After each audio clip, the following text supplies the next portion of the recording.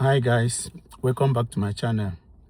I will say Happy New Year because we are still in January, right? So the New Year wishes is still pretty much okay to say. I know all over Africa, most people right now are thinking of one thing, that is living. So now that brings me to the question of today. Living Africa, is it really the best, or is it a different struggle altogether?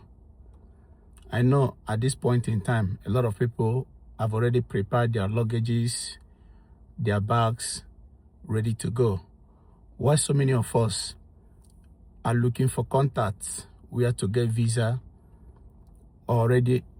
Some of us have already applied, for visa, and you're waiting for the embassy to reply to you. You want to leave the shores of Africa, you want to move to Europe, you want to come over here for a better, or rather for greener pasture, right? Now, the question we should have on our mind is living Africa the best, or is a different struggle altogether? In this video, we are going to be, raveling the untold stories, those things we have in our minds. We never talked about it, but they are really happening. That is the life over here, life in Europe. So stay tuned while we dive into these things we need to talk about. There are pertinent questions we need to ask ourselves, which is, living the Africa, is it the really solution, or a different struggle altogether? Is it really the solution or a different struggle? Okay. Well, I'm not here to discourage anybody. I'm not here to tell anybody the decision you need to make. I'm only here to talk about the honest truth that people need to know, or the honest truth that people don't talk about regards to movement from Africa to Europe. For many Africans, or for many people, leaving Africa represents a hope. It represents a new future. It represents a new beginning. It represents a new start. Hope for establishment, hope for a future that feels predictable. That is what living Africa represents to so many. To be honest, something do improve in abroad. Life in abroad often comes with structure, order, and a system that works, right? But what people really talk about is the price that comes with the structure. That structure that works, the price you pay for it. You see, abroad teaches you discipline, but it can also teach you loneliness. And somebody might be wondering, what do I mean? You see, in Africa, we complain about chaos. Too many people, noise everywhere. But over here, the time can be very, very quiet. And the time can be absolutely quiet. It passes very quietly. You are on your own. You don't even know the next neighbor. The next person living to you, you don't know him. You might live in a place for years, 2-3 years, without you knowing your next door neighbor, because the time he comes in is different from the time you go out. By the time he or she is coming in, you are going for your duty, and by the time you are back on your duty, he's already sleeping. And when you are sleeping, your neighbor has gone to work. So here, absolutely, you're on your own. No friends, no brother, no activity.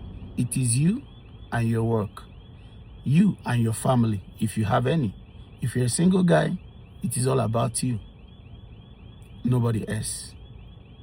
Abroad can be very, very lonely, and that loneliness often causes depression in so many people. People who are not used to loneliness, people who are not, built to be on their own.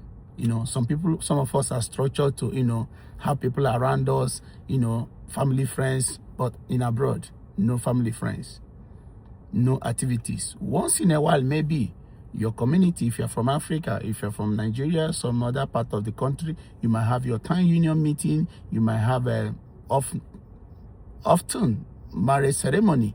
You get, that is what you get here in abroad. Now, you can actually earn money, right? Yes, if you got a job, a good job, you can actually earn money, but it comes with a heavy price. You work very hard. You work very hard. So many people work morning shift, evening shift. Not because the morning shift payment is not enough for them to take care of themselves, but because the expenses coming, you have to pay for your bill, for your light bill, council tax, water bill, house rent. Depending on the area you're living determines the amount you pay. Feeding, transportation, if you don't have a car, if you have a car, road tax, insurance, and so many bills, direct debits, probably the phone you buy on credit, is a credit system. So that will make you to work very hard. You might barely have time for yourself. I guarantee you, some husband and wife with kids barely see each other, right? Because while the husband is coming in, the wife is going for her own duty, because obviously you work differently and your time and schedule might not match. So for you to be able to sit together as family, probably you have to take a day off from work. And then taking a day off determines if it's not going to affect your income, because you must have a statistic, the amount of money you are expecting to come into the family to be able to foot your bills, from light bill to feeding money to house rent. That is how difficult it is in abroad. And somebody needs to know and be aware of these things, so that when you're making your decisions, it's better you are aware of this than you don't know about them before you start making your journey. Also, when you are in abroad, right, I have to say this. One of the problems that most of us that live here have is pressure, right? Then you start having pressure from Africa, having pressure from your family members, expectations. People are expecting you to do this, to do that, to assist them, to help them, because you have already, moved to the other side. You are not living in abroad. And this is a big problem. You find out that this pressure, we connive with the pressure you have here already, regards to build and trying to sustain yourself and your family. And when these two pressures jam together, you now measure time with work. You no longer live. You just, you're not living to just to survive, but you're living, to how will I put it? You are just managing. You are living to work, but you're not working to live. Exactly. Yes, you are living to work. You are no longer working to make a living, which are two different things. You are just living because you're existing, because you need to work hard. Normally, it's supposed to be you work to earn money to live, but now you are living just to work. So all you do is just working. That is just it. And that pressure will make people in Africa. That's why so many people, when they come to abroad, the first 1 to 3 years, it is very difficult for your friends and families to, really understand you. Some will abuse you, some will insult you, some will say all sorts of things because they don't understand the struggle you are going through. Depending on the route you came on, if you come with visa or student or I don't know, some, we know the visas people use in coming over. So you begin to, struggle to put your documents through, struggling to get systemized, struggling to get a job, struggling to, align with the system because you're new into the system. So all this struggle, a lot of pressures. And that is why so many people in overseas go into depression. Most people sometimes we collapse in their working places. Most people at times we lose it. And the funny thing is that you can't even go back. You can't even say, okay, let me go back to where I'm coming from, because probably you might have sold all your properties to make the journey. Probably you are owing bank. You took loan to make the journey. And the shame of going back and said, I can't cope, it is another problem. That's why you cannot go. So what do? You key in and continue the struggle. My brother, it's not easy. Joining up for Ibo, it's not easy, to be honest. You see, living Africa is not just about changing your location. It's more than that. It's about changing the perspective, how you see the world and things around you. It's not to say abroad is bad. It's not to say that back in Africa is good. But it's way beyond that. It's way beyond that. It's all about how you see your surroundings. Because a lot of things, your confidence. So many people move from Africa to some parts in abroad, right? They used to be a medical doctor. But by the time they got there, they can no longer practice as a medical doctor. They need to, undergo some courses, and then they find themselves to be toilet cleaners. Many people live abroad, leave home to abroad. They were manager in sort of companies, but in abroad, they are just toilet washers. So it's not only about changing your location, but it's all about changing your perspective, how the world is being viewed. It changed a whole lot of things. It's a whole lot of experience that comes with this movement. And most people are not prepared for this. Rather, they were told, but they were not deeply told the complete truth about abroad. And then when they come and begin to see all this stress, all these struggles, it becomes depressive to them. It becomes unbearable. And most people, for the fact we don't see it, doesn't mean it does not exist. Most people are still suffering from depression because of what they met when they get to abroad, because the truth was not properly told to them. They were not well grounded with the truth regards to coming to abroad. Honestly truth. Now, in as much as abroad open doors, right? Abroad can as well open some struggles you don't know you are carrying. Now that brings me to this question, right? The question should be, am I prepared for the struggle? Yes, the question should be, am I prepared for the struggle? Many places has their prices. Different place, depending the area you want to go. You want to go to America, you want to go to Germany, you want to go to London, UK, Italy, Australia. So all these places have their own struggle, depending on the area you want to go. Some place, their struggle is loneliness, pressure, even the job you are doing, right? Some places, it's all about the structure. They teach you about discipline. Yes, in abroad, one of the challenges is that you must be disciplined. You must be disciplined. You must be very careful when you are driving on the road. You must be very careful. Even manners, the way you talk to people, right? You don't come here and you see a road where they write 30 kilometers per hour. You are going for 60. Then you will face the wrath of the law, right? You need to, go on the bicycle lane if you're on a bicycle. If you are going to if you're crossing the road, you need to cross from the appropriate place you need to cross the road from. So it teaches you discipline. Every place, every country you find yourself across the globe, in Europe or in Western world, has its own struggle and prices that you pay for it.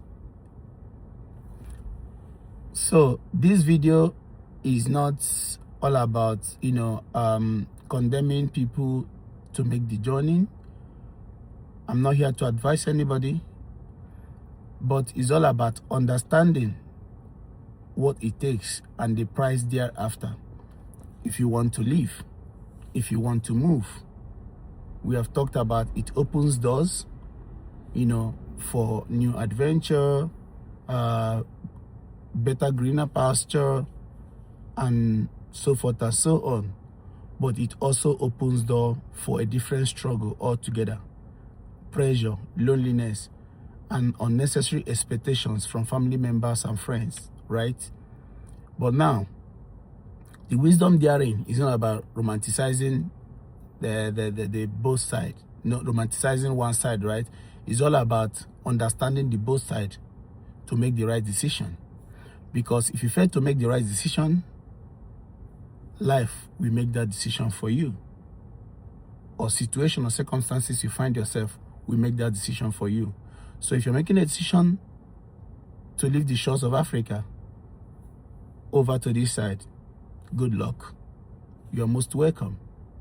But you must be aware that these are the struggles therein, so that when you're mentally prepared, physically prepared, and spiritually prepared, if I may use that word, then the sky is your limit. So that you now come here, a lot of people come here down to Europe, they find the struggle therein, they cannot cope, they can't even pay for their house rent, they are sleeping under the bridge. A lot of people has mental problem right now as I'm talking to you, because they were not prepared for that. But my wish is that we are aware of the struggle. And then when we prepare ourselves and we move over with our family, then definitely you're going to make it. It will take a time. Yes, the struggle will be there, but definitely the goodies will unveil, and then you will enjoy your stay. Definitely. This video is intention to advise and inform my African brothers that are planning to move or to come to the Western world. I'm not here to discourage, but it's just a piece of advice to my brothers. If you're planning to move, probably come on your own first before coming with the whole family. Because a lot of people move with about 4 kids, father and mother, right? All of them at once, they move on without knowing what they're coming to face. And when the struggle becomes much, some are losing their children to the government because they cannot take care of them. Because when frustration sets in, depression sets in, the frustration follows, and then litigation between the husband and wife will set in. That's why I think it's part of the reason why we are hearing of a lot of divorce from my African brothers that moved from Africa to Europe. Because when they were in Africa, they were okay, no issues. But then how come when they now move from Africa to Europe, then fight will erupt, disagreement, the center can no longer hold, and things will fall apart, and we're not asking questions. I think these are one of the reasons why these things are happening, because the struggle and the expectation is not being met, and then somebody will take the frustration out on his partner or on his wife. Please, my people, let's be informed. Let's make the right decision. Let's plan properly before we move. My advice is that if you have a family of 6, I think the man should move first, come, prepare the ground, and bring the wife and the children. But if you all must move at the same time, please get the right information. Equip yourself with knowledge, and the sky will be your limit. If you're preparing to come this year, you're most welcome, I will say once again. Thank you. And if you have not subscribed to my YouTube channel, please do wait to subscribe. Just click the button down below, subscribe, and press the notification button so that whenever I post a new video, you'll be the first to receive it. Thank you guys for watching to the end. See you on the next one. Bye.